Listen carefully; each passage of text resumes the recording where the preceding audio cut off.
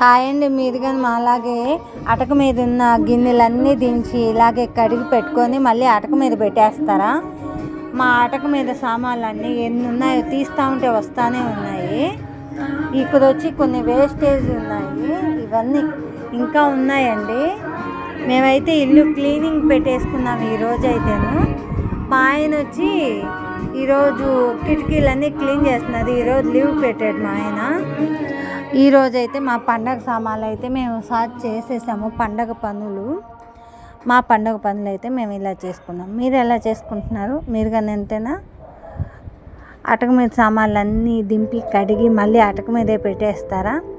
ఈ వీడియో నచ్చితే లైక్ చేయండి, షేర్ చేయండి, సబ్స్క్రైబ్ చేసేసేయండి ఫ్రెండ్స్. మంచి మంచి వీడియోస్తో మళ్ళీ మేము ముందుకు వస్తానే. ఒకసారి సర్దకు ముందు మా ఇల్లు చూడండి.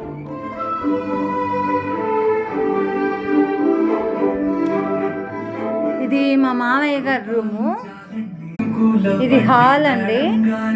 కొన్ని సామాన్లు నేను నిన్నే క్లీన్ చేసి పెట్టేశాను. ఇది మా కిచెన్ అండి. కిచెన్ మొత్తం క్లీన్ చేసేసాము. కొన్ని ఉన్నాయి, ఇవన్నీ మా ఆయన బూజులన్నీ కొడుతూ ఉన్నాడు. ఇది మా బెడ్రూమ్ అండి. ఆఫ్టర్ బిఫోర్ చూడండి. హాయ్ అండి. ఓవరాల్గా మా వంట రూమ్ అయితే ఇలా సెట్ చేసేసాము. చూడండి, నీట్గా పెట్టుకున్నామా. నేనైతే గ్యాస్ వెనకాల ఇలా పేపర్ వేసి పెట్టేస్తాను. Cooker, rice cooker, stove, grinder, boxes అన్నీ ఇలా సెట్ చేసుకున్నాను. గ్లాస్ ఐటమ్స్ అన్నీ పైన ప్యాక్ చేసేసానండి. ఎందుకంటే బాడుగిల్లు కదా, అందుకని అన్నీ బయట ఉంటే సర్దుకోలేము. అందుకని నేను ఇలా అయితే సర్దేసుకున్నాను.